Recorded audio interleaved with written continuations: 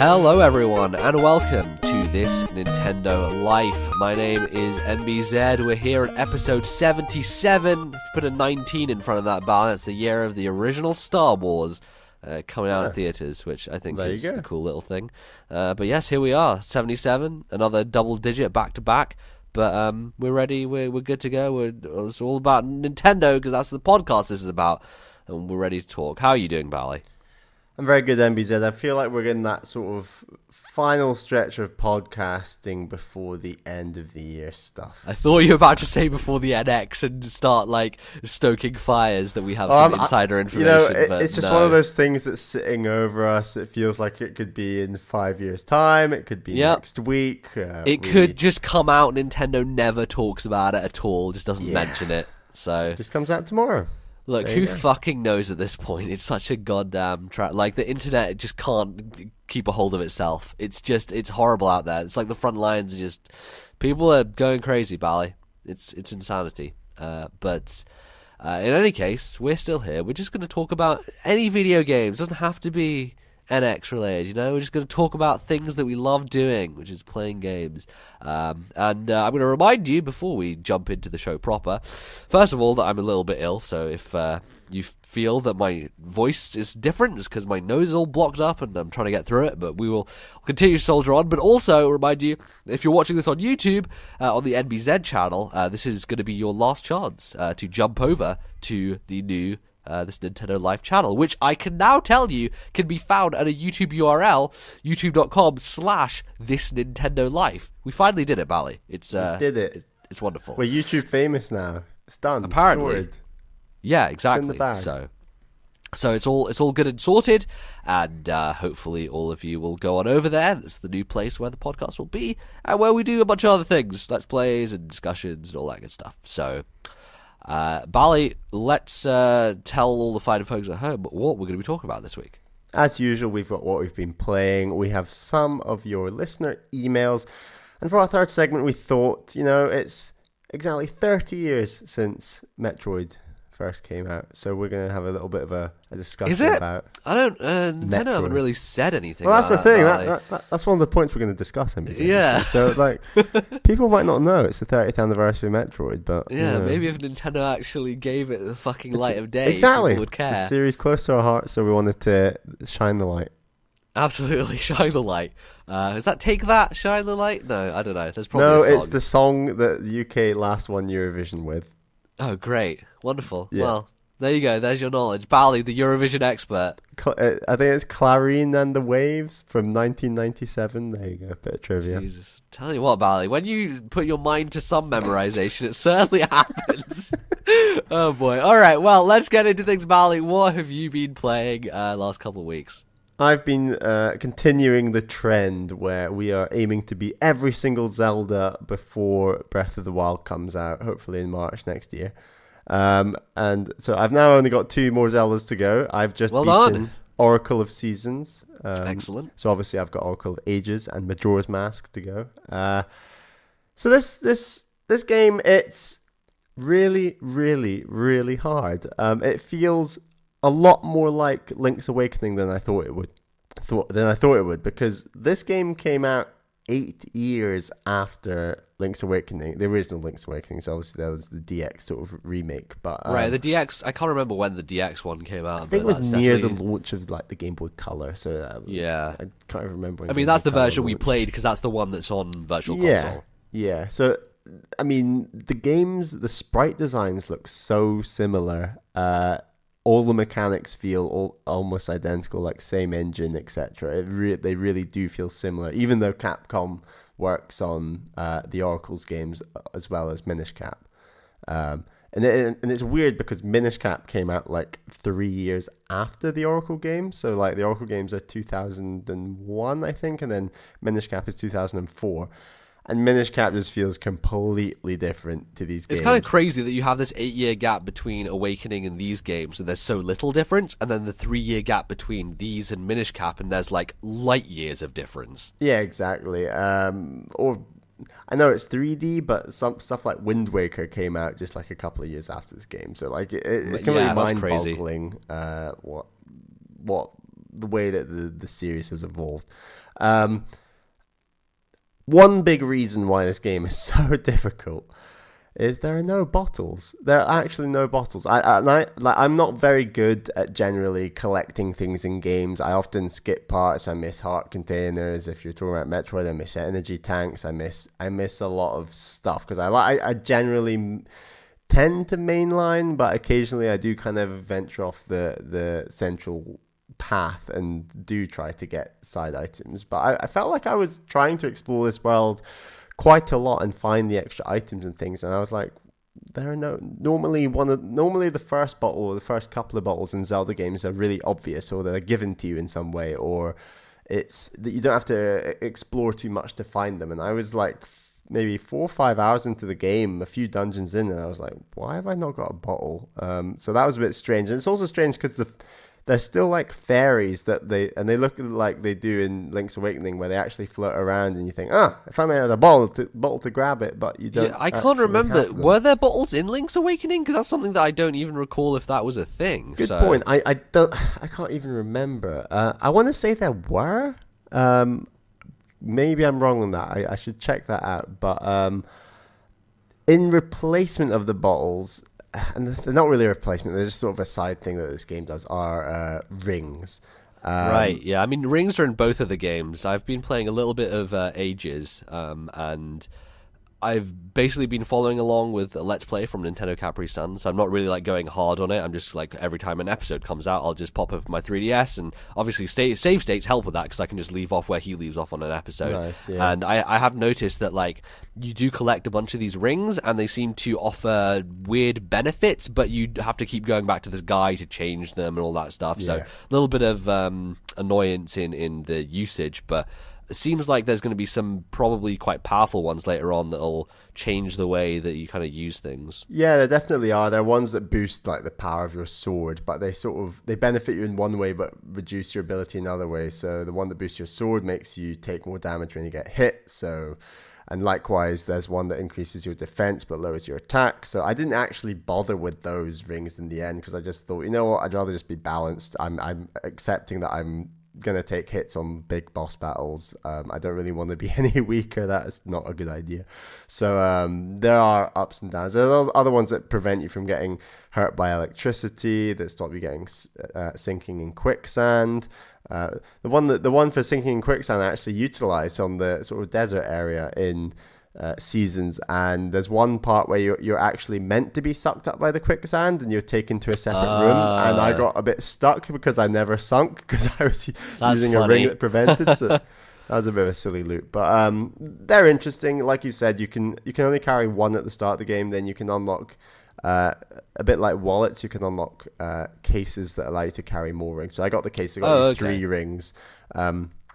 So you can equip 3 different rings. I got like 6 or 7 rings throughout the game, not too many. I didn't use them that much. I guess they're a nice thing for someone who wants to 100% the game, and speedrunners and all that who want the best rings to use at certain times. But it's an interesting area. It's not incredible. And that's the thing, is that this game, it's one of those things that's different to Link's Awakening, but beyond that, there's not massive amounts that are that different. I think this game really suffers from an issue I have with this game and Link's Awakening, and especially Link to the Past. And it's just it's the way that puzzles are done in dungeons, where you're wandering around the dungeon, loads of enemies that respawn in all the rooms, really tough enemies at points, and you're actually working out what to do in the dungeon between rooms. But the thing is, all you want is a bit of space just to work out what's going on, how to do the puzzle that might be between rooms or something. But the enemies keep respawning, so you just keep wandering around a bit aimlessly, trying to work out what's going on, taking on these enemies, and you're just gradually losing more and more and more health. And I mean, I used quite a lot of save states on situations like this where I'd just be racking up needless damage, and it was like, oh, this is annoying. So like, I mean, if I didn't have save states, I'd just go back to the start of the dungeon every time. And I think it's either you need to keep your puzzles in rooms that prevent enemies respawning, or you need to just stop enemies respawning necessarily so much so that you can just have some time to think about clearing the dungeons. And I think that the 3D Zeldas are perhaps a bit better in this, where it does feel a lot more like you clear out rooms and then you have time to work out what's going on in terms of the puzzle. There's generally, I think, more linearity in 3D Zelda dungeons. That's obviously true as well. There are places where there's backtracking for sure, like you have Arbiter's Grounds and the Forest Temple from Ocarina, which are obviously very similar concepts, but there's a lot more leniency in terms of the enemies as well. Like, they're not complete crazy damage dealing things that you have to watch out for constantly. They don't really spam you with them. So I definitely think there's a distinction there. As tough as I think the dungeons are, I think they're the best part of the game. I think I thought this with Link's Awakening as well. They're really good. Like, a lot of the design is strong. Like, this is almost, if you can ever get a sort of Zelda by the numbers, this is getting close to what that would be, especially if you're talking about a top-down Zelda. It's almost the opposite of the 3D Zeldas or a game like Wind Waker, where I care a lot more about the overworld and the towns and the exploring than I do about the dungeons. This game, the overworld just almost feels like an extension of the dungeons. It's like, you've obviously got you've got your Rod of Seasons, I think it's called, where you gain the power with the rod to change the seasons between the 4 seasons, and then the 4 seasons change aspects of the overworld that create some nice puzzles. So like the rod that turns it to winter makes like lakes freeze over, ice occur, and certain trees get cut down in winter, or in autumn there are these mushrooms that you can pick up, and there's those mechanics are nice, but ultimately, like I said, they're just an extension of dungeon puzzles. Right, it's more like kind of wider scale puzzles to figure out where to go next. Yeah, exactly. There's not a massive amount of towns. There's maybe 2 towns in the whole game, arguably 3 or 4 towns maybe. I've just remembered a couple, but it's one of those things where the idea of reaching a new place, exploring the town, working out the issue, and getting to the dungeon, it's all quite systematic. And I think the game is ever so slightly too long. Like, I think there's 9 dungeons in the whole game. This game could have easily had 6 or 7, and I would have thought it was a meaty, long game. Some of the later dungeons. Yeah, I mean, going by the whole idea of paint by numbers, it certainly seems like, well, a Zelda game must have this number of dungeons, so we must do them all, even though this is a small cartridge and we've got to fit a lot in here. We've just got to make sure we can do it. And I think Ages is the same way. It's just like, we have 8 dungeons, we're going to do those, and maybe they will not all be very memorable. Like, because I think one of the things that I have an issue with, especially with the top-down Zeldas, is the reuse of tiles and assets being constantly again and again placed down in different places means that nothing is recognizable and nothing is memorable. So when you walk away from the game, you don't really think, oh, the 5th dungeon was great, because you're like, well, which one was that? I don't remember. I don't know what happened. Who was the boss? I beat him in 2 seconds. Like, there's a lot of that going on, where even after playing Link's Awakening earlier this year, only a few months ago, I can hardly remember any of that game. Like, it just doesn't come to mind in the same way that, you know, the Arbiter's Ground from Twilight Princess does, or, you know, the Deku Tree from Ocarina. Like, there is an iconic nature to a lot of the dungeons in the 3D Zeldas that 2D just can't compete with, just because of the nature of it, honestly. Yeah, definitely. I think that a game like Link Between Worlds is a little bit stronger, quite a lot bit stronger than other. And Minish Cap, I think both those games do a lot more with the top-down formula of trying to make bosses and dungeons a bit more memorable. But I completely agree that the 3D ones are almost way out there by themselves. When you're talking Ocarina, Wind Waker, Twilight Princess, those dungeons and bosses especially, just far more memorable. Probably my favorite weapon in this game, I never knew this was in the game, and it's a magnet. I don't know if you knew this was this. That is really weird, considering Breath of the Wild, right? Oh, of course, never even thought about that. Yeah. So it's a magnet that you can change between south and north, and there are basically enemies and items that you can push and pull around the whole dungeon. And this item is used beyond just the dungeon you find it in. I think you find it in the 5th dungeon. Or maybe the 6th. See, that's the thing. You can't even remember this game. It's just all the dungeons merged together. Exactly. As I was saying, here's my point in real time happening right now.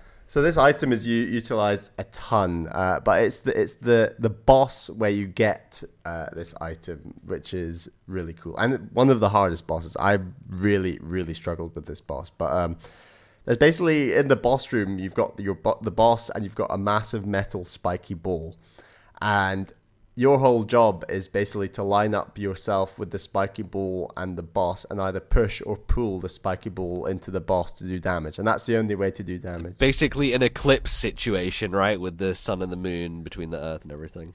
Yeah, no, absolutely. And it's just a really unique item that I really loved. And I think the game was quite good at using items from other dungeons in later dungeons together. So some of the longer later dungeons, you're definitely mixing up your items a bit more.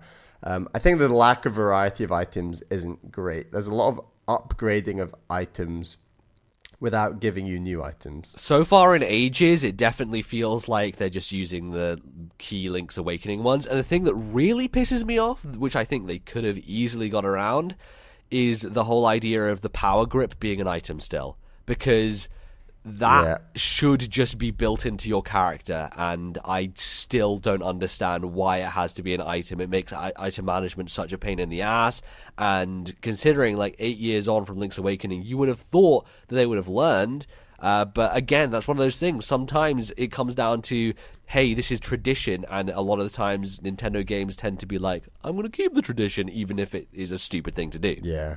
Those games got a lot of explaining to do when it's talking about moving the series forward, definitely, including reasons like that. But overall, this is a great, solid 2D top-down Zelda. If you like Link's Awakening, this is more of the same. Is it a better game than Link's Awakening? It's pretty much the same. Like it's that idea of like, is Box Boy 2 better than Box Boy 1?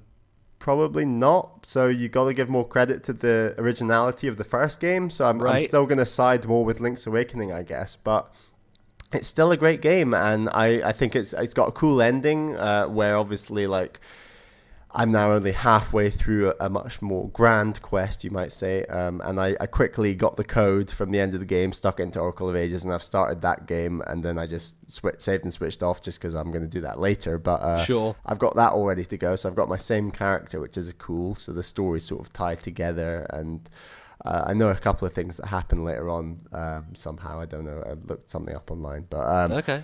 It's interesting. I think it's a cool mechanic. It's a great game, and I look forward to Oracle of Ages. I'm a bit burned out on top-down Zelda for now, but definitely before Breath of the Wild comes out, I'm going to get on over to Majora's Mask and Oracle of Ages. Okay, good stuff. MBZ.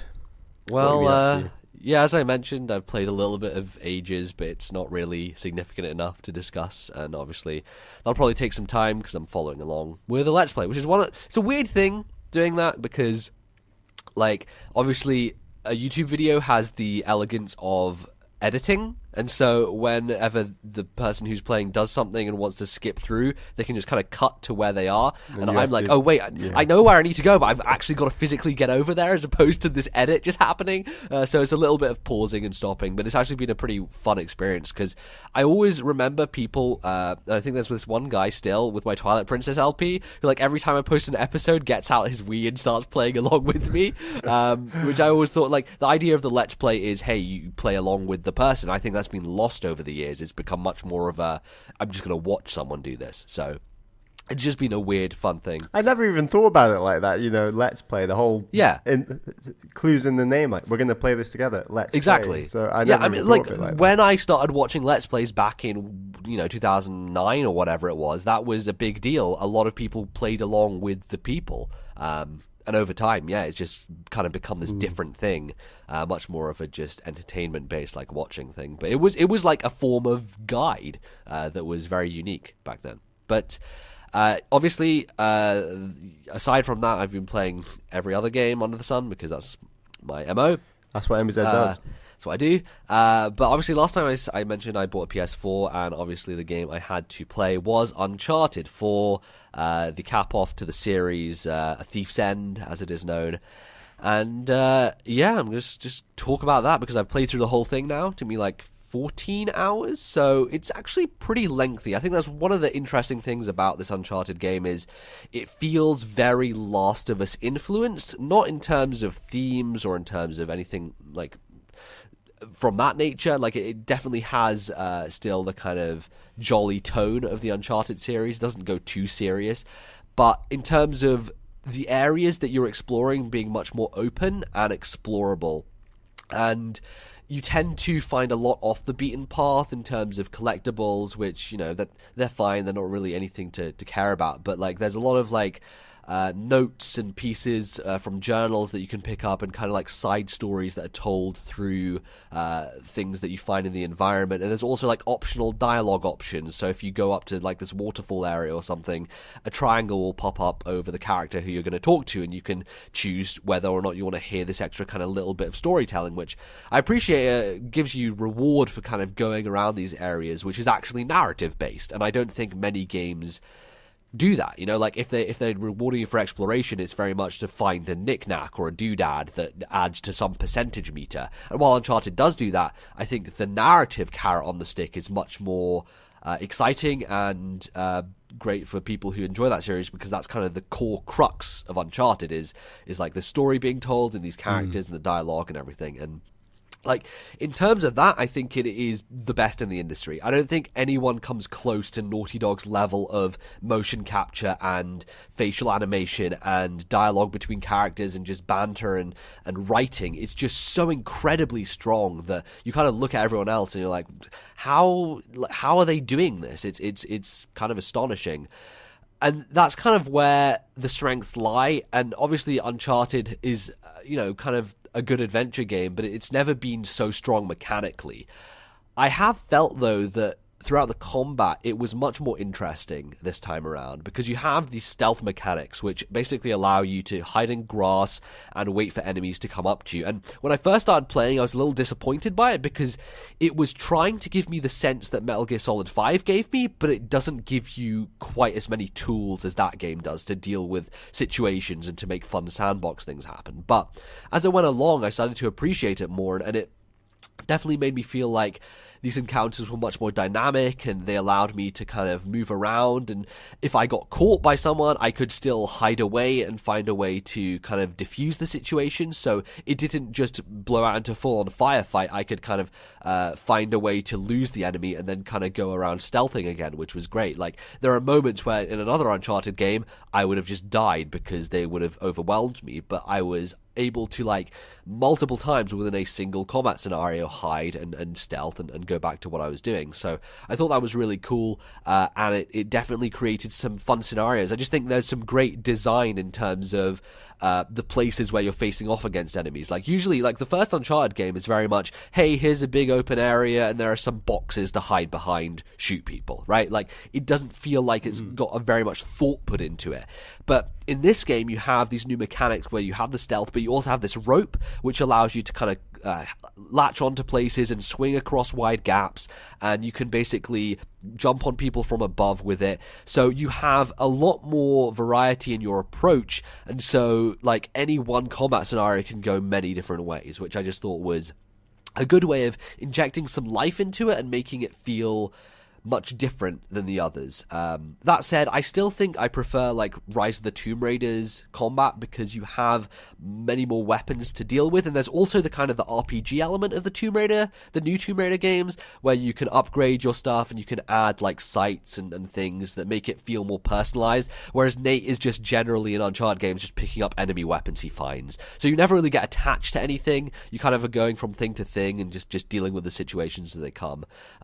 But yeah, overall, I think that was an improvement. Like, and also I think the platforming has been improved somewhat. The expansiveness, the openness of the areas means that you have more approaches to choose how you get up to a place. Obviously, it's a single linear path, but, like, there are latches that some people might attach to and some people might not. Like, it gives you a little bit more variety, though it's still very basic. You still very much know what you need to do.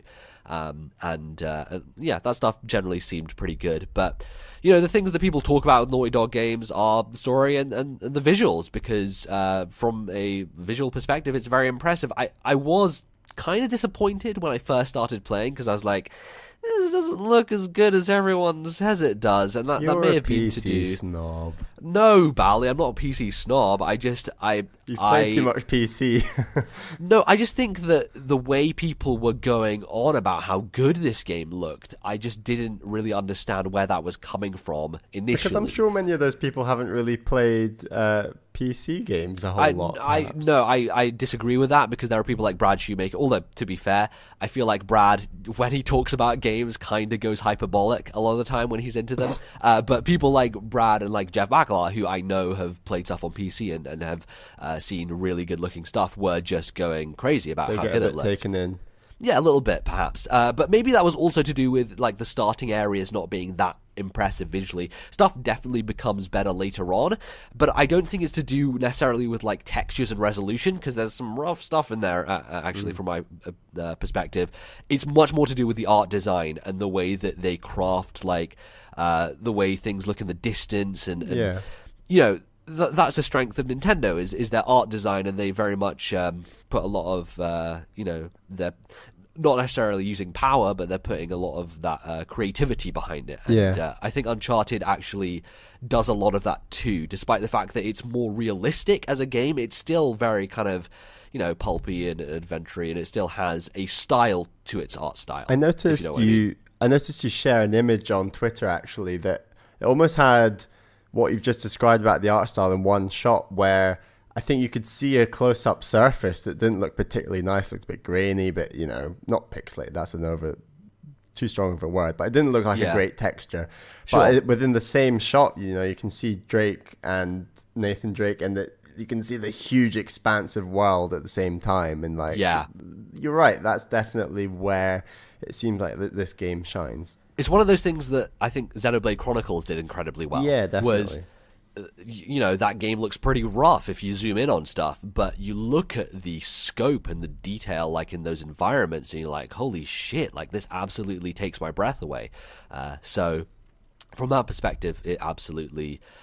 Yeah, it's impressive, for sure. The disappointing thing is it's 30 FPS, which, I can't really do anything about that, and it seems like you're out of kilter with the rest of the world, maybe, on this I'm not out of kilter with the rest of the world. It's that the priorities of the game market you're out of kilter with the marketing world, let's say. Right, the machine is, hey, we need these high-resolution screenshots to sell video games, and...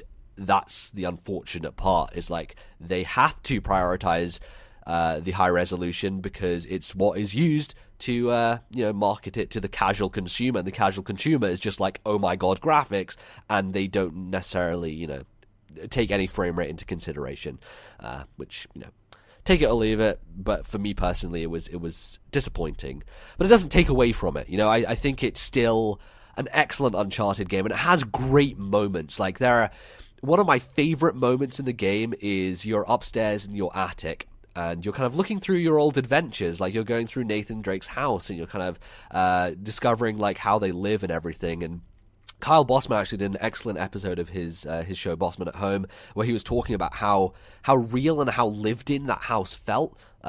Towels on the floor and this laundry just messed up in the corner, and it just felt like an actual place that people were living in. But I think that upstairs area was really cool in the attic, because he's kind of going through these memories, and then he comes across this kind of plastic pop gun that shoots out table tennis balls. And he picks it up, and all of a sudden the music changes into combat mode, and Nate is just like hiding behind like books and stuff in his attic and pretending that he's out on an adventure, and like you can shoot these targets that are hung up in the attic, and it just brought this huge smile to my face, because it's like the start of the game is very much he's left that life behind, and he's kind of working a day job now, and he's kind of just maybe unsatisfied with things, and that kind of injection of like, hey, this is a tutorial to kind of teach you how to play, but also that idea of him just like in his own imagination toying around in the attic was so much fun. I just thought it was a wonderful way to just throw you into the game, and and great moments like that continue to happen. I think it's a really cool ending that leaves things on an interesting note. I'm not going to spoil it, of course, but I just think that they do a great job of tying things up, and everyone, all those characters get a good amount of spotlight. I think Some people have criticized the fact there's not enough Sully in the game, and Sully is like one of the main characters in the series who I think had a very big spotlight in Uncharted 3, so that's probably why he wasn't in it as much. But they introduce Sam Drake, who's Nate's brother, who's never been mentioned before, and they do a good job of justifying why that is. But I think they play off each other very well. Nolan North and Troy Baker are both excellent actors, and I really liked Sam by the end, and I think he's a very cool character that they've added to the universe. So, if they go anywhere in the future, if in 10 years' time Naughty Dog come back and make another Uncharted game, or if Sony take the studio, I think, they'd be good to take a break, and then... I think they might do a spin-off in between. No, I think like a reboot style thing would be cool. Like kind of how they've handled Tomb Raider, where there were spin-off and things over the years, but they came back live and kicking with this new kind of version. I think they leave the story in an interesting place where they could take that in the future. And yeah, I just generally, Naughty Dog are masters of certain crafts. They never make the best playing games, but I think they make such incredibly well-told stories, and that's kind of the peak there. It's something that you don't get from Nintendo, so it's one of those things that I think it's very different from what you and I maybe usually play and talk about on the show. So yeah, definitely, I'm tempted to pick up that trilogy and try it out. I mean, the trilogy's great because it plays at 60 FPS, Bally. Can you believe it? Does it? Yeah. That's really weird. Okay. Well, it's not weird because they're old games, so they can actually prioritize stuff. It's just weird that they would run and then the new one, they're like, we'll make it 30. Yeah, exactly. So, anyway, that's pretty much that. A great game, a great Uncharted game, and I would recommend it to people. It's one of the reasons to own a PS4. There's not many reasons to own a PS4, but it's one of them. So I guess I'll give it my recommendation. And yeah, that's all I'm going to talk about, I think, this time. Chipping away at Dragon Quest 7, almost at the end of Ace Attorney 6, Fire Emblem Fates Revelation in the background. I'm just playing 3 different 3DS games, Valley. I'm hopping, I'm jumping, I'm a frog. You're playing a lot of long games. It's very impressive. I can never play like multiple long games together. I always find that tough. It's a bad idea. Don't do it. It kind of is, yeah. So I looked at your backlog where I thought, ugh. Yeah, I don't know. I need a bit of spice of variety right now, so that's what I'm feeling. Play something short. Just hit it out of the park. I will. I got a lot of stuff on Steam to get through, so we'll do that. Also, a few more Humble Bundle games, so maybe pick up Sword and Soldiers or something in the meantime. But yeah, that's going to close us out for the first segment. Don't go anywhere, however, because we're going to be back after the break with some of your emails. It's been a little while since we did emails for the Earthbound Backlog Club last time, but we're diving back in, so be sure to stick around. We'll return momentarily.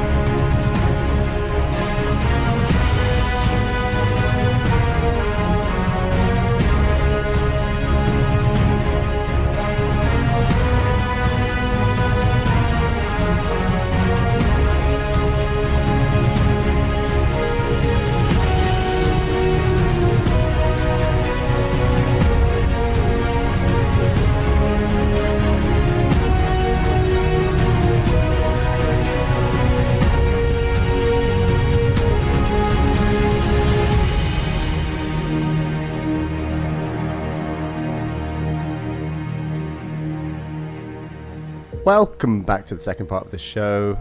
It is that time again. It is time for your emails. We've got a few in this week. We always need more, so I will tell you that email address. Again, it is ThisNintendoLife@gmail.com.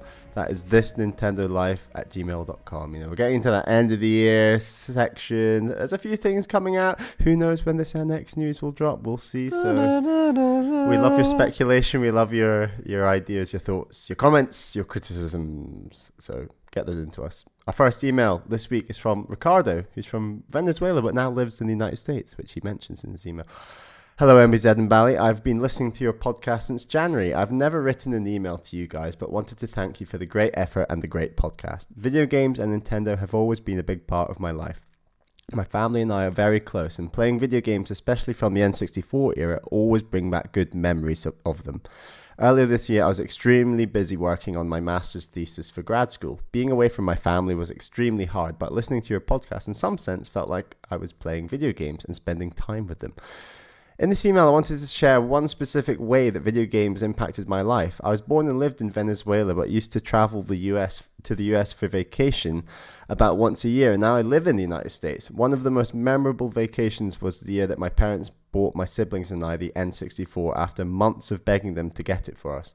With the console, they also bought us a couple of games, one of which was Ocarina of Time. Later that day, I remember going back to the hotel. My brother and I told my parents that we had to test the console, controllers and games just in case they were not working properly. Even though my parents looked right through the light, they still allowed us to connect and play the console that night. The first game we tested was Ocarina of Time, and that's all it took for me to become marked for life. That night we found the Sword and Shield and we ventured into the Great Deku Tree. While I truly believe Ocarina of Time is a masterpiece, the Deku Tree is the most amazing experience I've ever had in a video game. And now, almost 20 years after, there are very specific things like the smell of the hotel rooms that trigger the memory of my family and I sitting in a hotel room playing Ocarina of Time for the first time. I've always wondered if other people have similar stories about video games and their memories. Do you guys have that one game memory that every now and then comes back? Thank you for your time and keep up the great work. Sincerely, Ricardo. Well, it's a very cool story to hear because I think like there's a lot of stuff back in the past which resonates with you from a nostalgic standpoint, and yeah. You know, there are games that we've played back in the day that maybe don't hold up anymore, but there is something intrinsically tied, I think especially with smell, that gets tied to a place in time. And I'm thinking, Bally, of the time we went back to our old school and we walked into the gym. Oh my God, yeah. And the smell of that place just brings you back to that moment more than anything else can. It's kind of astonishing, that power. It was like multiple smells in different parts of the school as well, like the PE hall, and then this other one part, and then the chapel and things like that. They all had like their own distinctive smell that I clearly remember. And over time, they'd stayed the same, which was kind of very cool. But yeah, Bally, both of us have stories of video game things that stuck with us that kind of had an impact on us. Do you want to kick things off? Yeah, sure. What's one that you kind of can recall? For me, the biggest things I remember the most are console launches. I can so distinctly remember the Game Boy Advance launch, the DS launch, the Wii launch, the GameCube launch, and maybe not the launch necessarily because I didn't buy systems like the N64 and launch. I got them much, much later. But when I picked up those consoles, they were just so distinctive. The one that stands out for me the most, and you're in many of these stories, MBZ, of course. Of course, is, the Wii launch. When I was like growing up and at school, and there were always these sort of great video games or systems coming out, I'd always like mentally prepare myself. I'd think, what do I have at school that I have to what hoop do I have to jump through before this comes out that I mentally have to get over before? Because, you know, if something's just a few days away, but you don't have to do anything very taxing, like an exam between now and when the game comes out, it feels like that time almost goes faster or it's a bit less stressful. I distinctly remember I had my GCSE art exam. So GCSE is like a 15-year-old exams. 15-year-old exams you do when you're 15 years old in the UK. And essentially, the unique thing about art exams and at my school was that they were across sessions. So these were 3.5 hour sessions across 5 days. And Sounds like a fucking nightmare. It was a nightmare, I'll be honest. And the thing is that the Wii came out on the Friday. So I had these art sessions Monday, Wednesday, and Friday. And it was just this mental goal to just get through these days.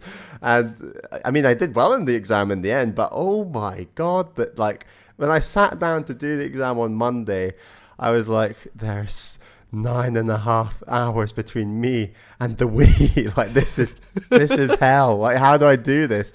But that added pressure and that added, hoop to jump through meant that the sheer like joy I felt on the Friday when I finished that exam, and I looked around and everyone was like, oh, I'm so glad to get that exam off my chest. And I was like, yeah, me too, but I'm really excited for the Wii. I'm more excited than any of you are. Exactly. It was like two birds with one stone. It was like mentally finishing this crazy long art exam and finally getting the Wii. And it's a hell of a catharsis. Sorry?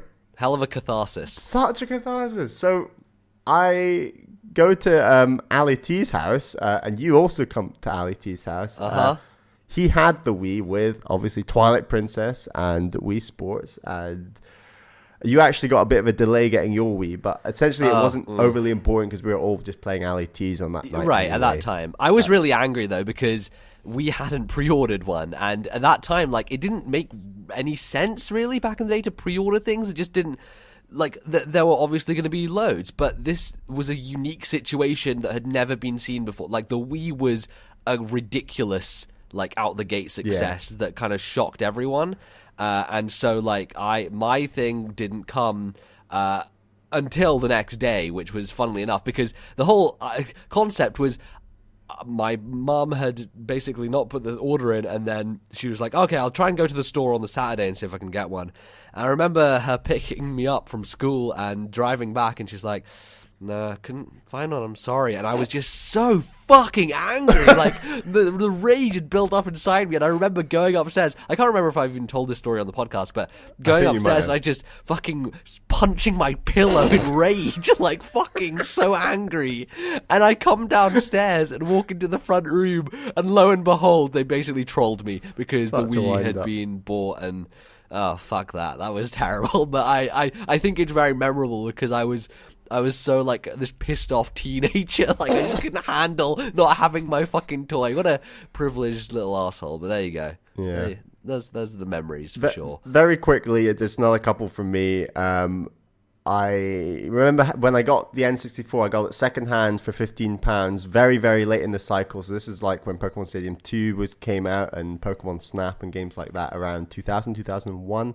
I actually had a television in the kitchen, and so in the evenings when I'd come home from school, I'd actually be playing my N64 in the kitchen. My mum would be like making food or making dinner and things, and then it would actually be quite a social experience where we'd like talk and things, and then actually when the Wii came out, for large periods of the first few months, the first year perhaps of when the Wii came out, I also had the Wii in the kitchen, and that was obviously really great for Wii Sports, where there was just a lot of room, and like when friends like yourself were around MBZ, it was just a lot better to play. So early on, I gaming was specifically on these Nintendo systems was a lot more social, and I'd always kind of my parents would be a big part of that, and I'm an only child, so like my family's very small, and like so and getting home from school and talking with my parents while gaming was kind of a big thing, specifically with the N64 and the Wii at that stage. Yeah. I think the other thing that really comes to mind for me is not a Nintendo console, but my first console, which was the PlayStation 1. Blasphemy. Which I received for Christmas one year. It was a Christmas where we had it in Scotland, which usually doesn't happen because all my family live in London, like my extended family. So we were always like usually down there, my grandparents or at one of my cousins' houses. But this year we were at home, and so everyone came up, and it was all this big deal. And as a result, like, it was easier for my parents to buy something big that they could give to me there without having the hassle of like having it in London and having to bringing it back up. So the PS1 was the first console that I got. Obviously, I had handhelds before, but like my dad had talked to people and figured out what was what, and had basically decided that PlayStation was the smart move. And you know, the conditions in the UK at the time and the way that the gaming market was going, Sony were definitely the more popular option than Nintendo. Like Nintendo has never been huge in the UK, and so like I feel like that's why he went down that route. And I got way more than I thought I was going to get. Like, the PS1 came and I had like 4 or 5 different games with it. Like, I had no concept of money or anything at that time. Thinking back on it now, they spent a fucking lot of money on that PlayStation plus all those games, which was kind of astonishing. But I remember I got, I think, Mission Impossible. I had, obviously, Star Wars Episode 1, The Phantom Menace, and then like a couple of other things. I think This Is Football 98, like... Classics. Lots of classic, clearly, PlayStation games. But the memory I remember is just like getting it hooked up on this really old TV we had, and me and my cousin sitting there, and me starting to play the Episode 1, the Phantom Menace game for the first time, and just being like, oh my god, this is amazing. Like, I have a lightsaber, I'm Obi-Wan with Qui-Gon Jinn, running around literally the first scene of Phantom Menace, which, you know, I fucking was in love with that film back then. So it was just this magical experience of, like, reliving the adventures of Star Wars in a video game that I just hadn't had that perspective on before. And obviously I had to get a memory card eventually because no one had bought one because we didn't know about that shit back then. But I had such a great time with me and my cousin just sitting there just like marveling at what this system could do, which was pretty special back in the day. I think we have so many memories. We could spend a whole podcast segment going on about. So maybe let's save them for another time. Exactly, we'll save them, and like we've already said many stories, but we like bringing them up every now and then. So yeah, don't be scared to write in more emails asking questions about sort of gaming memories because we love talking about them. Sure. Our second email this week is from Rachel, who's from the internet. Hi, Bally and MBZ. I've been listening to the podcast for about 9 months now after getting into podcasts at the start of the year and searching Nintendo in iTunes, finding yours and liking what I heard. It is refreshing to hear a more grounded, independent viewpoint on Nintendo's affairs than the norm, and indeed from a British standpoint, while many focus on America, not to mention the correct pronunciation of the letter Z. Yes, vindication. Vindication. I've recently gone back through and listened to every episode of the podcast. Amongst my personal highlights are your pre-E3 segments, during which some of your predictions were wildly and in some cases embarrassingly inaccurate in light of what actually happened, and have provided a good laugh. This leads me on to my questions. With your podcast, what would you have had liked to have known when you started that you know now about how Nintendo, the games industry, has acted in that time? Similarly, what do you think Nintendo would have liked to have known about how this generation has gone when they launched the Wii U? The obvious answer would probably be surrounding mobile, I suppose, but would be interested to hear your thoughts on how their strategy would have changed, whether for hardware or games, amiibo, etc. Anyway, this email is already longer than I was expecting it to be, so thank you for reading it. And sorry for the too long / not good enough for the podcast. Either way, thank you for your work, and long may it continue. Thank you, Rachel. I think we've been vindicated in renaming the podcast as ThisNintendoLife because she has clearly searched it in iTunes with the word Nintendo, and I feel like that might have helped, Bally. I don't know. It seems to be a good thing to do. But yeah, some very interesting questions there. Which one do you want to tackle first, Bally? So we're talking about the podcast and like our sort of experience of going into the I don't know what do you call it? I don't say games media. The covering Nintendo, maybe. I don't know. Covering Nintendo podcast. Punditry is the word I was looking for. Yeah. Absolutely. Yeah. Go for it. Okay. Well, my easy answer is I would not have liked to know anything. Because I think one of the most fun things about covering this industry and about covering Nintendo is you never know what is round the corner. Like, there are so many surprises that get sprung on you that you have to adapt to and figure out what the hell to do about. Like, when they announced that Breath of the Wild was delayed and it was going to be on NX and NX was coming out in March 2017, that whole situation was like, man, we need to react to this right now and talk about the ramifications and what it's going to mean and what the hell we're going to talk about for the next year, because clearly Nintendo's timeline has changed. Like, moments like that make me very happy to be covering and talking about this stuff because it's always dynamic, and I think that knowing stuff beforehand changes that perspective. And I think like it's much more fun to kind of jump into it and kind of garner what you can from the given situations at the time.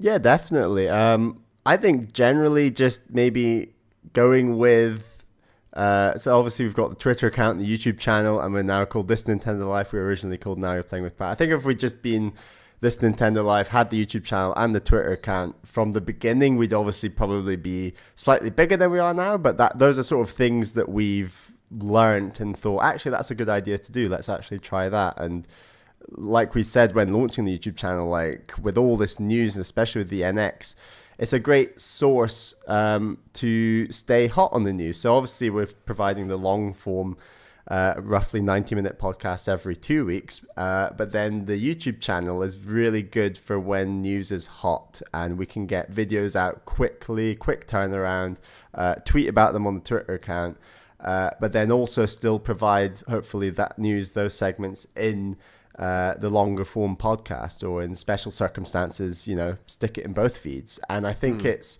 great that we have that flexibility. And like you said, when that Zelda news broke and the NX was delayed, and it was just like the sky had fallen, and it was being like within Nintendo punditry, you're right, it's so important that we were quick on it. We got our opinions out there.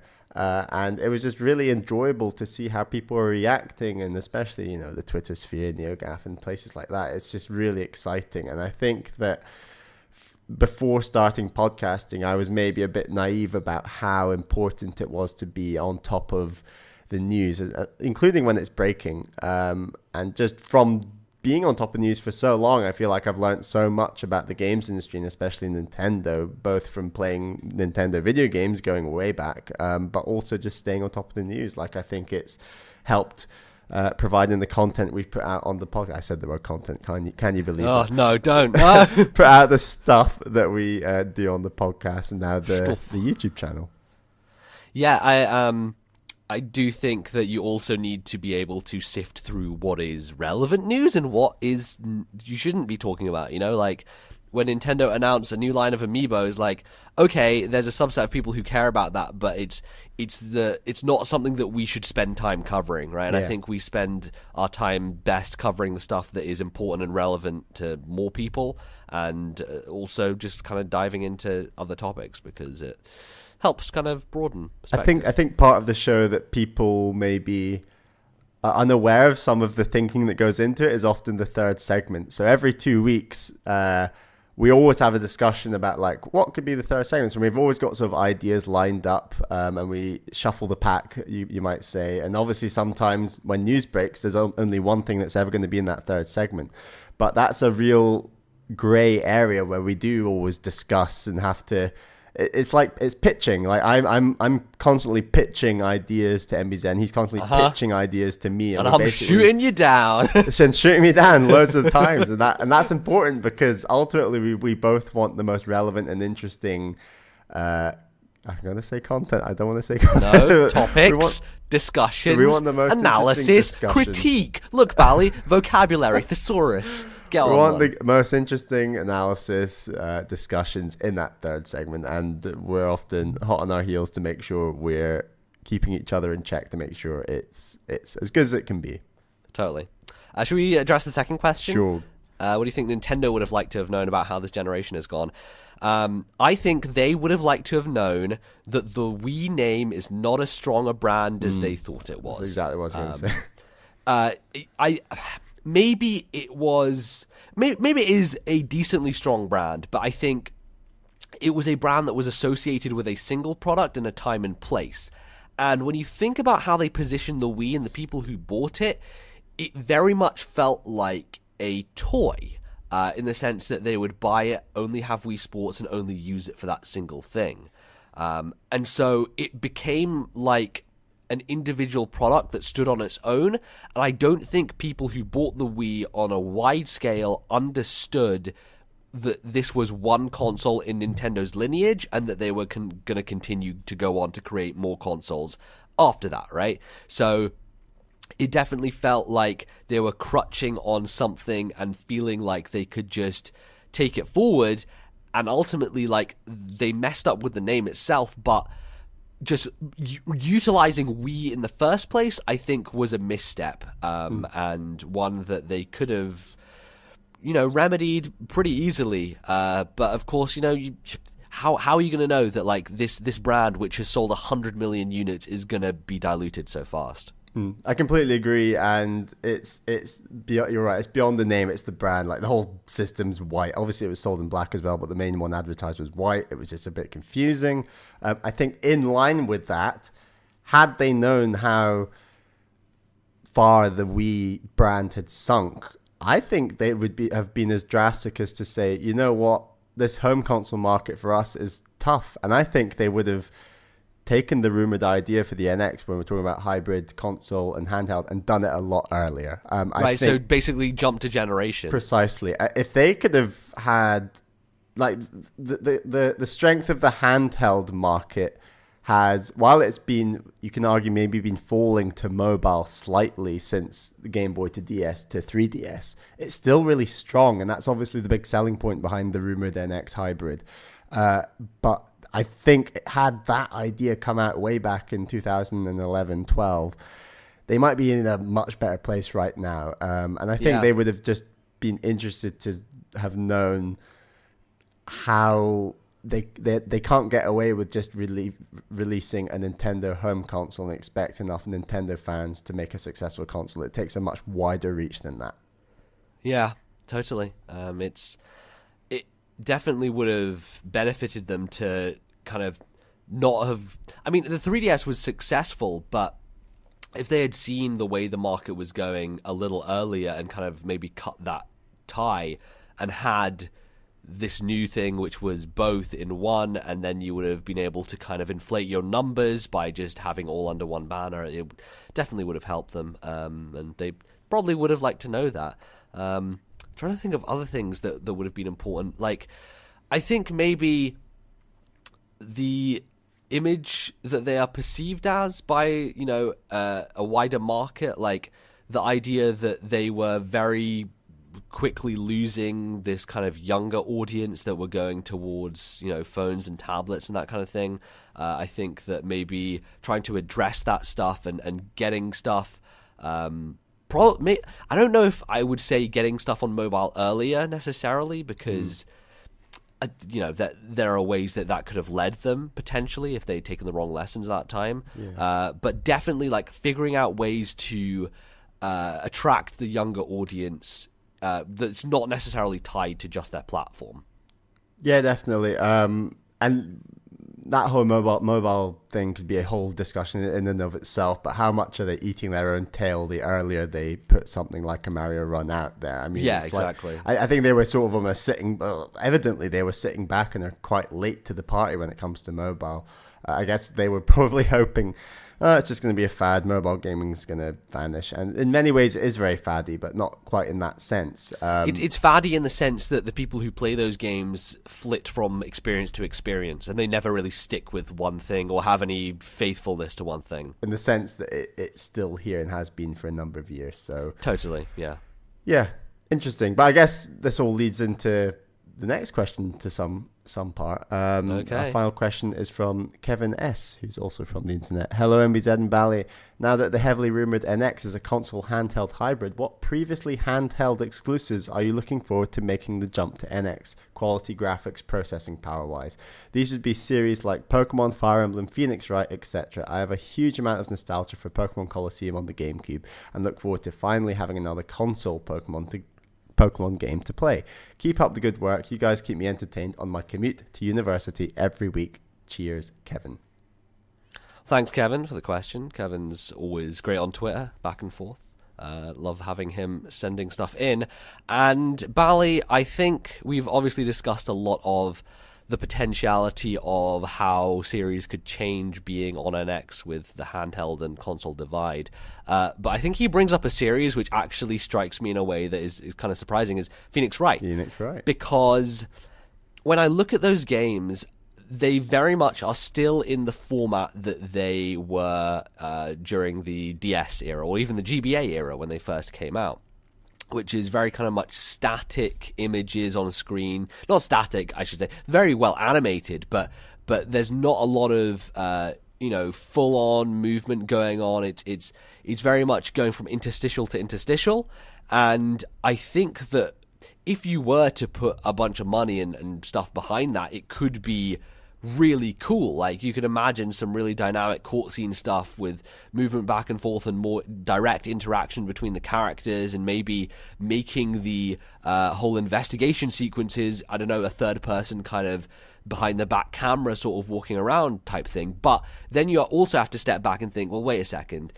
Capcom are not going to put that much money behind a product or a project like that because it's not going to sell these big numbers, right? So as much as we would like to imagine these great things that could be done with these handheld franchises, maybe we need to take the perspective that they were handheld franchises to begin with for a reason, and that their budget was such for a reason. So maybe putting a big heft behind a big blown Phoenix Wright thing wouldn't make as much sense. Now, I'd say that you could argue differently for something like Pokemon, because it is a much larger franchise which does sell huge number of units. But I don't know. I think like I'd have to look across a broad range of handheld games to kind of make that decision as and when. How do you feel about it, Bally? Yeah, I think it's interesting. It is something we've discussed briefly before. Just randomly, I noticed Emily Rogers' tweet, and I completely agree. Like, the second you have Pokemon on a system, it's going to sell 30 million. Like, that was her rough estimate. That she just basically sort of said, look, the second it's there, it's going to be like that. And I think in and of that sense, once you start talking about them changing up the formula in some way, because it's on NX versus purely handheld, I think you're into dangerous territory, because you're right, like the life cycle and production cycle of handheld games is very specific, and it is often shorter because the number of assets are different and a load of reasons. But essentially, if everything just becomes AAA, it just slows down the production process, and you're not going to see as many games. Right. For me personally, handheld games I like. I don't know, because so many handheld games that I do really like, especially from sort of the Game Boy Advance era, 2D Metroid, F-Zero, games like that. I mean, imagine if F-Zero and 2D Metroid come out on NX. First of all, that's incredible. But those were already, Super Nintendo experiences that were brought onto the handheld. So same with Link to the Past, like that top-down Zelda. These all started on the home console. It is series like Phoenix Wright, Professor Layton, perhaps, that Layton totally are much newer franchises that did start on handheld. And yeah, I'd be interested to start Phoenix Wright or Professor Layton or something like that on the NX. I think that'd be really cool. Yes, but like again, it just doesn't make sense for them to funnel money into it, because it's not going to be a big seller. And I think you like looking at all these 3DS games, I'm going through them, and like so many of them are games that are basically shrunk down versions of console games already. So at that point, you don't really have a individual handheld identity for them. Like, you think about things like Mario Kart 7, which, I mean, that game is basically like, it's so similar to Mario Kart 8, and you have things like, I don't know, freaking Animal Crossing, which is kind of the same across both platforms. You have Luigi's Mansion 2, which could have been done on a console, maybe improved in some ways, like made more expansive, but ultimately I look at the 3DS library and I see so many games which could have been console games anyway. They're just shrunk down and have, a lower budget and obviously are kind of like paired for the system. So yeah, when I do think about NX, it's like, well, I don't know if they're ultimately going to change that much, because there are so few games out there that were originally handheld that can be transformed in a way to be like home console experiences. But you still think Phoenix Wright, Professor Layton will come out on NX? You're just saying... Yeah, totally. I think they will. They're not going to change the formula just because it's on NX. No, totally. Like, they may look nicer because there's, better hardware going on, but those games sell well and do well for a reason, and I don't think improving graphic fidelity and adding extraneous features that don't necessarily improve the gameplay itself is going to do anything to further that cause. So it just wouldn't make sense financially, so. Yeah, and it's a weird one. We don't even know for sure if the NX is going to be a hybrid, but the Pokemon Company guy basically said it, Bally. So I think we can, at this point, I think we can drop the pretense. I think everyone kind of assumes that is what it is. But, who knows? Let's be fair. Nintendo are fucking crazy. They could just scrap the idea tomorrow and be like, no, it's a fucking dishwasher that you fucking spin around in like a hamster. I don't know.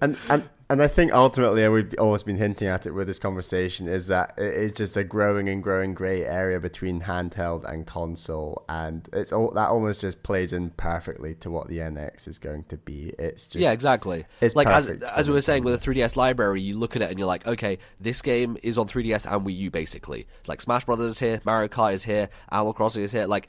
All these franchises are basically the same thing, but they're having to make two versions right now because they have to serve two markets. And if they have to serve one market, guess what? They can spend more time not making another Mario Kart, but maybe they could spend time making another Mario Kart, but this time not be so conservative and maybe go bold and do something different. And that's actually a more exciting prospect is maybe getting multiple of these games per cycle, but one of them being conservative and the other one being more out there and doing different things and kind of reusing assets but going in bold directions.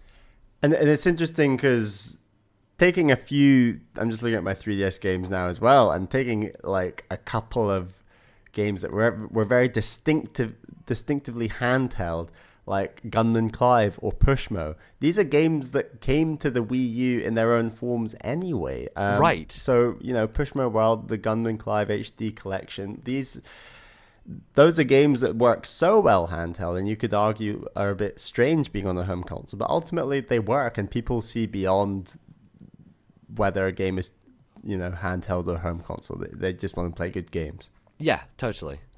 So yeah, I think the whole speculation about like maybe improving the power for these games has games in which it could be potentially applied to, but I think it's more likely that they're just going to be conservative with it. So there you go. So that's all our emails this week.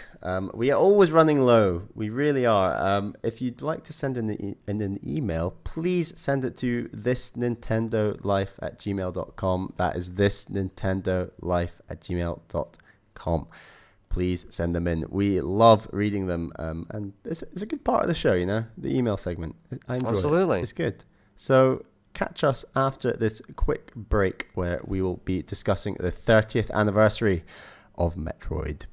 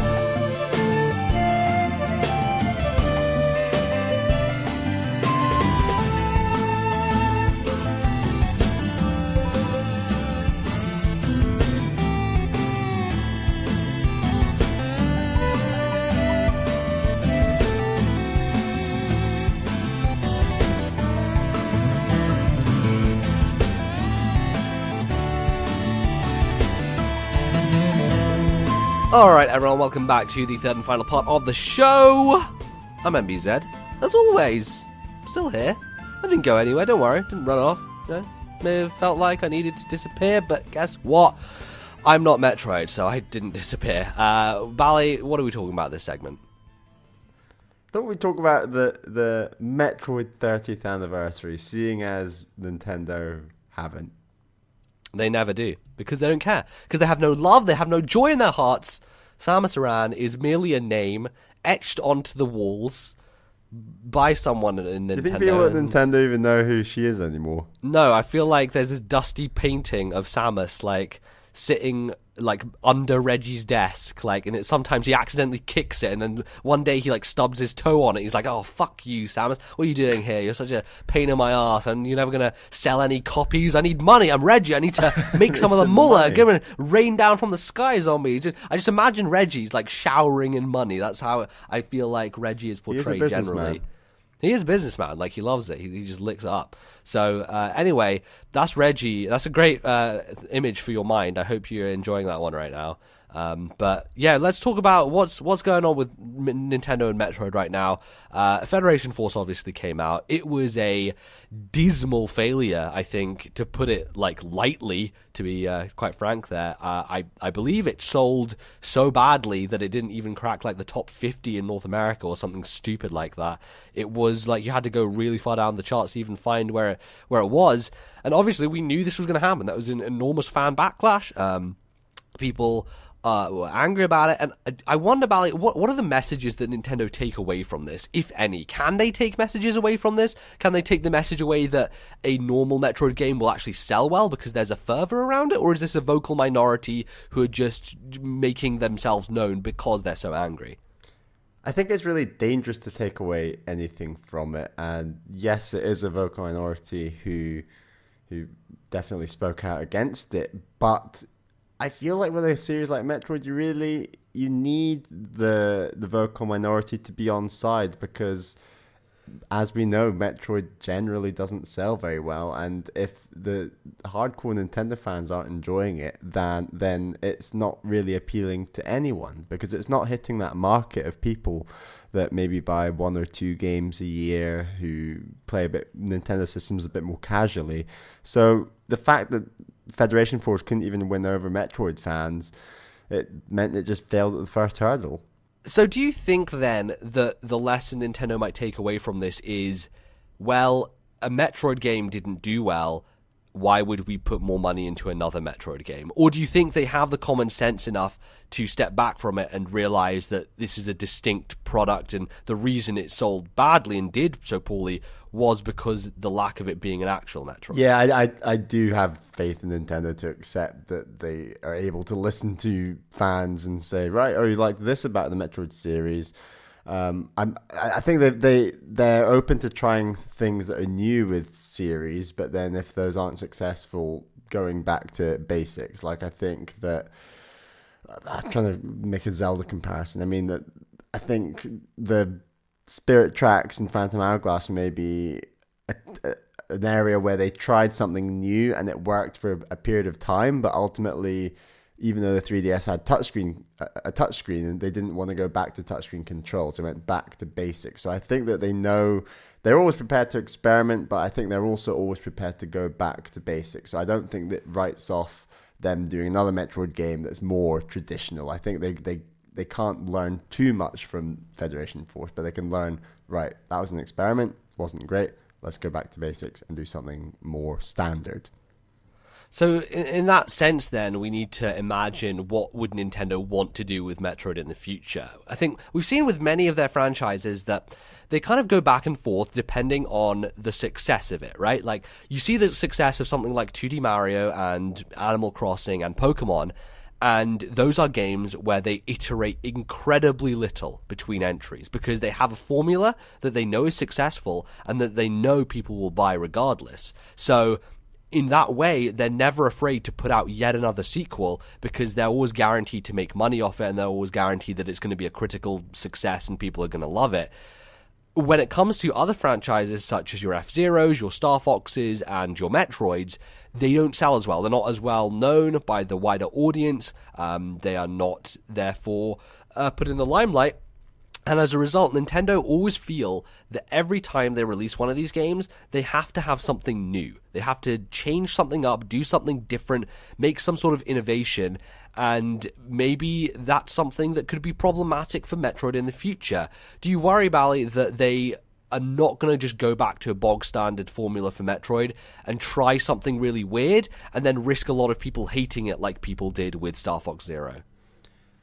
It's a tough one, and I almost think Federation Force gives them a free pass to go back to something as bog standard as possible, like, you know, Metroid Prime 4, for example. I think that if a Metroid Prime 4 came out, had many of the same mechanics and ideas of the Prime trilogy, and looked great on, say, the NX, I think people would be like, great, that's a great Metroid game. I think they would then be under pressure after that game to try and innovate more, but I think because of Federation Force, the backlash against innovation is probably going to be very strong. People want a safe Metroid game, whether that's 2D or 3D. It'd be crazy if they say, all right, and here's this NX game, it's a Metroid game, there's nothing like you've ever seen before, and they try and do like a Federation Force, or, you know, what was the Wii game you loved that is a bit weird? Other M. Other M, of course. I don't think you're going to get in the realm of Other M or Federation Force for NX. You're going to get something 3D or 2D, and they're going to try and stick to the formula, I hope. And I think it would make sense for them to do that.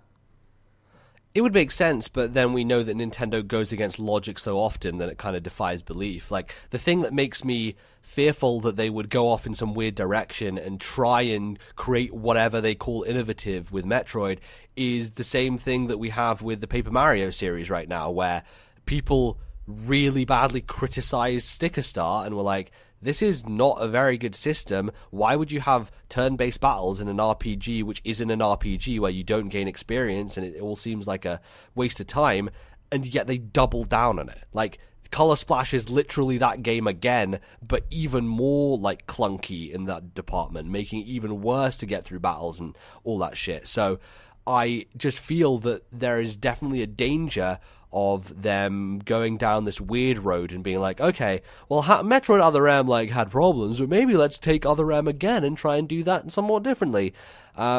Which, I don't know, I feel like that's gonna spell some kind of death sentence. But yeah, definitely. I don't know. It's a really tricky one, and I think another big factor is who's going to work on the next Metroid game. Like, if it's right, is Retro really going to work on a Prime 4? Is that just a rumor, or is that something that's actually potentially possible? I think that makes a huge difference as to where they go next. And if you take the Prime trilogy, obviously I've not played the third game in the trilogy, but that's a very unusual thing for Nintendo to do, where they make a trilogy of games that, broadly speaking, all are around the same idea and same format. Obviously, those games differ quite drastically in terms of stuff like the Dark World and Metroid Prime 2, but ultimately, those are very structurally similar games, and Nintendo don't really do that. So it would be a good excuse if a Prime 4 did come along and they could say, right, we're making Prime 4, all the Prime games. I mean, the fact they used the Prime name in Federation Force is extra cheeky. But the Prime trilogy and that Prime series on GameCube and Wii, that's just so crucial that it's an identity that a Prime 4 could do and be successful with, you would think. Yeah, I don't know whether they will double down on going that route, or whether with NX potentially having that handheld component, whether it makes more sense for them to be more traditional and maybe create a 2D Metroid that is more AAA in its aesthetic. Yeah. I mean, you know, there are indie games out there which have really nice looks to them that look like, in a sense, AAA kind of Metroid-style games. I think Ori and the Blind Forest is my standout, where you look at it and you're like, that is a game that has a good budget behind it, but it's made by a smaller studio, and it feels like it's worth a lot, despite it being a 2D game. And I think that's one issue generally that Nintendo have had is, like, through the Wii generation, their resurgence of 2D platformers and all this stuff, I think the general public, when they look at a game that is from that perspective, feel like it's not worth as much anymore in this world of big open worlds and 3D and all that stuff, you know? So I think that is a challenge that they have to get past, is like, how do we make this a full product despite it just being this 2D kind of adventure going on? I think a huge part of the 2D series is that they've not actually done a 2D game since it was sprite based. Like, we've not actually had a 2D Metroid that's rendered in that 3D style that they've done for, you know, stuff like New Super Mario Brothers, and that is strange when you think about it, because that was rumored for right back at the start of the DS life cycle. Absolutely, dread. Exactly, and the fact that they went for a 3D Metroid on DS with Prime Hunters, that was a strange decision in and of itself. And, you know, if we do get to NX, it's crying out for just doing a 2D Metroid. It's very difficult to try and persuade Nintendo to do a game by the numbers, but that's essentially what everyone is crying out for. So, and like you said, Nintendo's so unpredictable. Well, I don't think it's difficult for them to do a game by the numbers generally when you have those series like New Super Mario Brothers, but trying to persuade them to do something bog standard with the Metroid franchise is the problem here, I think. Although, having said that, like, when we look at Nintendo's stuff recently, they have been making a real big nostalgia play. So if we're to go along those same lines, and if they're going to market the NX from a very nostalgic standpoint, having a 2D Metroid actually makes more sense than a 3D one. Or even if they do something like they did with Link Between Worlds and remade Super Metroid in a new engine or something that harkens back to, you know, like we're saying, them playing on them retro feels and getting people excited about a remake of a game like Super Metroid, which everyone loves. It would be fantastic. I wouldn't rule out a Super Metroid 2, you know, like if they did the similar thing to Link Between Worlds, where they're keeping it in the same kind of area but changing up where things are and how, you know, having different bosses and maybe different power-ups and stuff. That sounds pretty appealing, actually, and it's a safe move, you know. It's not a risky one, because they know that the name of that classic is going to be able to be bankable in that sense. And obviously, with Nintendo being so slow to come out with another 2D Metroid, a huge vacuum has been created. And in that vacuum, there have been an incredible wealth of Metroidvania games. Some incredible ones, like you were saying, Ori and the Blind Forest. We can talk about Axiom Verge. The list goes on and on and on of, like, incredible Metroidvania games. How do Nintendo put themselves in a position where they don't look like they're just copying those other games' ideas and can actually still be innovative within a series that obviously they created? Yeah, it's really hard. In a sense, like, I think a lot of people would just be like, I don't care. And I think the release of AM2R, the Metroid 2 remake, has really shown everyone that you kind of don't need to reinvent the wheel. Like, Metroid is so unique, I think, because of a lot of the abilities that you have, like the movement options, right? So things like the screw attack and the space jump combined together is such a uniquely Metroid thing, and no other indie kind of Metroidvania has actually ripped that off. They've all got their own power-ups and their own kind of things that go along with the worlds that they've created, but those movement options are just so diverse and different that Nintendo just coming back and being like, okay, we're going to give you what we've done before, but maybe clean it up and make things a little different, could still make an impact because it's been so long. Do you think Nintendo have missed a beat by not talking about the 30th anniversary, or is it just simply they had nothing to say? If they did have a Metro game coming out in 2016 that was more exciting than Federation Force, would they be shouting 30th anniversary from the rooftops? No, because Zelda also has the 30th anniversary in the same year. And when you put those two franchises up against each other, it's clear which one Nintendo has the favorite child of, right? Like, you think back to the 25th anniversary with Skyward Sword and the concerts and all this other stuff. I think Ocarina 3D came out that year as well. Like, that was also the 25th anniversary of Metroid. What did we get? Nothing. Like, it was the year after Other M had come out, and people were very sour on what had just happened, and it just didn't seem like a good time to celebrate.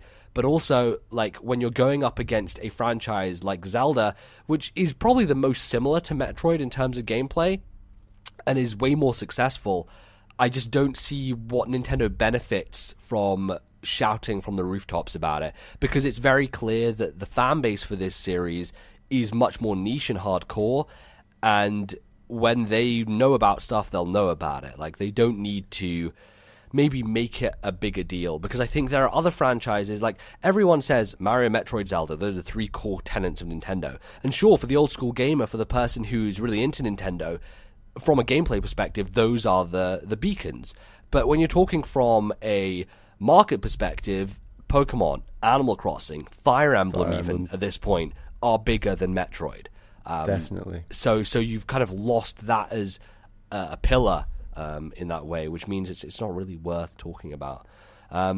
But I don't know, Bally, is there a way they can innovate with Metroid? I don't know what you can do, because for me, that style of game is so incredibly solid as it is. I just feel like it's been perfected so many times over, and the only thing you can really do with that map design and everything is making things a surprise. I think that's one thing that Metroid games suffer from a lot of the time is you know what's up. You know what power-up is coming next. You know what's going to be on that room after you beat Ridley. Like, there are these familiar elements that pop up again and again, and I think breaking that cycle and making things surprising will be something that can help them refresh Metroid. I think they're doing it with Zelda right now. Like, yes, I don't definitely know what the hell is out there in the world of Breath of the Wild. Can you imagine, like, coming across this new item in Metroid you've never heard of before, and it does this weird, crazy thing? Like, that's something that I would love to see that franchise implement, is to have that sense of discovery again, because I think that once Super Metroid's template was put into place, we all knew every Metroid game after that what was coming. Like, here's the screw attack, here's the speed boost, here's the missile, here's the super missile, here's the grapple hook. Like, they continued to just use the same things again and again and did very little deviation from it. I think Zelda's a fantastic example where you look at the most recent Zeldas, look at Skyward Sword. I think some of the weapons in that game are unbelievably innovative. Obviously, a lot of them utilize the Wii motion controls, and that's a great platform where they were able to innovate. But then even you take another Zelda like Link Between Worlds, and it's got the core mechanic of paint going flat on the walls. That, while it's not like a single weapon, that's just a mechanic that changes the whole game. Can they come up with a mechanic in 2D Metroid that changes the whole game? I don't know what it would be, but I'm confident they could do it. I think a mechanic like the wall sidle would be cool. But on top of that, something like Skyward Sword with like a fresh range of innovative and different weapons. I think you could create something really exciting that people haven't maybe considered yet. But who knows? I mean, that's a really high barrier to set for this game. But the amount of time that they've set, and the fact that there are all these other great games in the Metroidvania realm that we've talked about, means that bar, the longer they wait, just keeps getting higher and higher and higher. And trying to challenge Nintendo to jump that bar each time is maybe not going to be their cup of tea. That might not be what they're wanting to do. Yeah, it's a hard challenge to face for sure. And to be honest, not having any more 2D Metroids isn't a huge deal in 2016. Like, I've had my fill of all these types of games. And I said, like, I think last year that I wouldn't really care if Nintendo didn't make another 2D Metroid.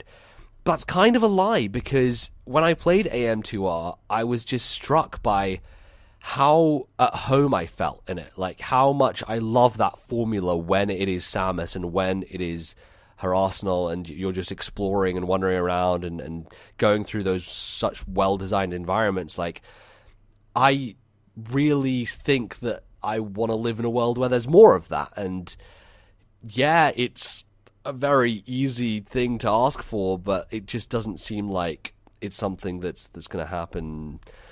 I don't know. I feel very lost as a Metroid fan, Mally, and I'll still keep making the prediction of a new 2D Metroid every year for the rest of my life. Because if I don't and I lose hope, then the dream is dead. I think, and I don't want the dream to be dead. I guess that leads to the next step. Now we know that there's going to be an NX reveal at some point between now and March. Who knows? It could be next week. It could be February. We don't know. Do Nintendo show off games in that reveal? And is one of those games a Metroid game? I think if Nintendo want goodwill, Metroid is the franchise for goodwill. It's not going to make headlines for the majority of outlets, right? It's not going to be the thing that the mainstream people get behind and they're all like, oh, I need to buy this console because it has a Metroid on it. But if you want to instill confidence in a fan base, and if you want people to get excited, and if you want people to trust that Nintendo are back on a good track again, that the train has come back on the rails, then Metroid, I think, is probably the ultimate franchise for that. Because it has a greater appeal, I think, across the Nintendo fan than something like F-Zero does or Star Fox does. Those games generally, I think, tend to be more segmented because they're about racing and flying. So, for 100% certainty, I think that if they came out at an event, like an NX event, and said, hey, there's a Metroid game, people would be incredibly excited. So, MBZ, what's the percentage chance of a Metroid game getting revealed at the NX reveal? Oh, God. Now they're past Federation Force, they have an open window to talk about another product. And I think that was a big deal, was like just getting that thing out of the way so they don't have to worry about it anymore. I would say that I would put the percentage chance at 50. I think it's a flip of a coin. I think it's a flip of a coin kind of thing where they are always thinking, as they say, about new entries in franchises. And the reason I think Federation Force was created and put out is because they've wanted to fill the gaps where there aren't mainline entries every year. You know, like they have the big Zelda games, but they always keep putting out re-releases and spin-offs and all those different types of things to keep people having it in their conscience and knowing there's a Zelda product always like there for them. And so I think what they did with Federation Force was the bad move, which was to put out the spin-off product before you confirm that you're still working on like a mainline one. And as a result, I think that like there is a definite chance that Metroid is going to show up.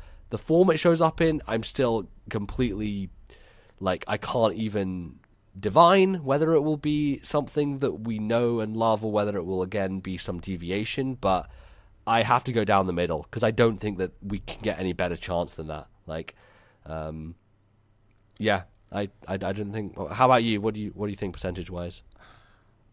I might go higher. I might go 75%. And that is bold. It is very bold, but I mean, you know, we're all about the bold predictions here on this podcast. The terrible predictions. Terrible, bold predictions. I just think that it would be. I know that Nintendo rarely try to get, you know, the internet hyped when it comes to NeoGAF and Twitter, perhaps. I mean, they do it on occasion, but what if they just said, you know what, stuff it. We're just going to try and get the internet as excited as possible with this NX reveal. I guess we'll see some more Breath of the Wild. Big deal. That'll be interesting. Great. Don't say big deal about Breath of the Wild. I'm fucking stoked. Of course I am, but I'm saying the footage that we would see of it running on NX isn't going to maybe excite you as much as E3 did with the reveal. That's all I'm saying. Like, sure. But if they then slid that into like, oh, and by the way, like we've also been working on this Metroid game that's going to be coming in the launch, and I'll say launch window. They'll never say the launch, but in case it gets pushed back, they'll say launch window, Metroid, blah. Here it is. And you know the internet will just explode. Like it's already exploding with the fact that this is the NX reveal, but then to just sweeten it with like Metroid. I mean, come on. I think there's a strong chance of that because they need some excitement. Will they try and say anything 30th anniversary related in that reveal? I highly doubt it because it'd be a bit random to announce a game on the back of an anniversary rather than ensuring that one comes out on an anniversary. I don't know, but yeah. I think it's going to happen. I think it's they need a bit of excitement around this series. And as much as we were joking about Reggie with his Samus around onto the desk, I think that it's maybe too rich to say that they do value Metroid, because if they valued it, I mean, properly, Reggie wore that pin on the game thing, the VGX, and then revealed Cranky Kong and Tropical Freeze. So I think the question though is, does Reggie know the name of the person on the pin he wore, or was he just given it like last minute? Like, Reggie, you have to wear this. You just need to please the fans. He's like, okay, I don't know, but I'm quietly confident. All right, Bal, you take that confidence. We'll see where it gets you, I guess. It could be next week. It could be in 8 weeks. It's crazy times. I'm giving up. I give up. I give up on this NX business, Bal. It's weird. I'm done. We're not talking about it anymore. We're not allowed to say the words NX on this podcast. I banned it. God, that's impossible. Anyway, I think that's probably going to close things out, Bally. Just a quick kind of chat about Metroid and our hopes and thoughts, and I don't know where it's going to go, but certainly always good to discuss, because it's near and dear to both of us. And I think that's going to wrap up the segment, which will also wrap up the show. So Bally, before we get on out here, Skadoodle, who boot, you give us the places you can be found on the internet. I can obviously be found at Twitter. I'm at Ballyman91. That's BALLYMAN 91. That is also my name on the Miiverse. I'm posting plenty about Fire Emblem Fates Conquest. I'm playing a bit of Star Fox Guard, doing a lot of Miiverse posts about all those great things. You can obviously also follow the podcast Twitter account. That's at TNL Podcast, which is a great place to go. And that will have constant updates on our new YouTube channel, which is youtube.com/ThisNintendoLife now, isn't it, NBZ? It is, yeah. It is. So make sure to check that out. We've got Let's Plays going of Mega Man 2. We had a particularly fruity episode of Affordable Space Adventures, which was I'd highly recommend checking out. That's a really funny episode. And obviously with the Clone Wars, they continue. So Super Smash Brothers. You can find me. I'm at Lordnbz on the Twitters, also on the Miiverse. I'm the same. You can find the show in many places. We're on iTunes. We're on Stitcher. We are obviously on YouTube. And, when Google Play decide that the United Kingdom is a country, then yes, that'll happen. What's going to happen first? Google Play coming to the UK or the NX reveal? Google Play coming to the UK, Bally. Are you kidding me? Stupid question. The NX is never coming out. It's done. All right. That is pretty much us. Bally, any plugs before we fly out of here? The email address again, probably. Yeah, the email address. We always need more emails. It's thisnintendolife@gmail.com. That's thisnintendolife@gmail.com. Yeah, we got some good ones recently, so send in some good stuff, and we'll be juiced to read it, because we always like getting some things that get the brains whirring. That's going to be us. Thank you all for listening, sticking with us, and we'll return in a couple of weeks' time with yet another episode of This Nintendo Life. So we'll see you then. Thanks for listening. Goodbye.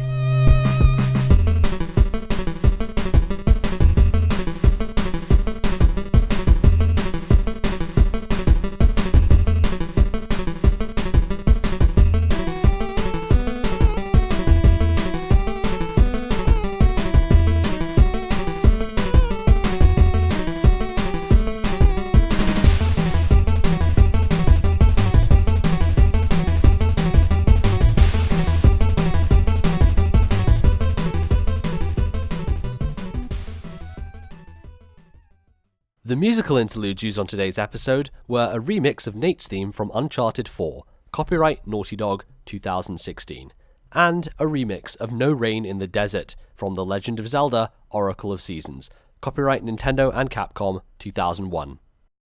And then my dad just fucking texted me, like the timing could not be... Welcome to This Nintendo Live episode 77 part 3. In this exciting episode, we're going to talk about Metroid. Bally, hi, how are you? Have we started yet? Yeah, go on.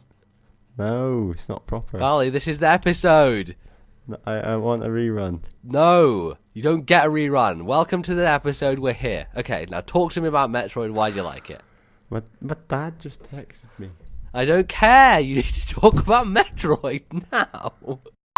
Okay, Bal, you ready now for fucking Metroid? Yeah. Wanna do some fucking Metroid? Yes. Right, let's go. 3, 2, 1. Breakfast. Welcome back to the breakfast, everyone. My name is NBZ. I'm joined by Breakfast. Hi, Breakfast. Breakfast. Today's episode, we're going to talk about breakfast. So, how do you feel about breakfast? Let's just record the episode. This is the episode. This is all going. Have you been outside today? No, I've gone insane. Hey, Val, you ready? Yep. 3, 2, 1.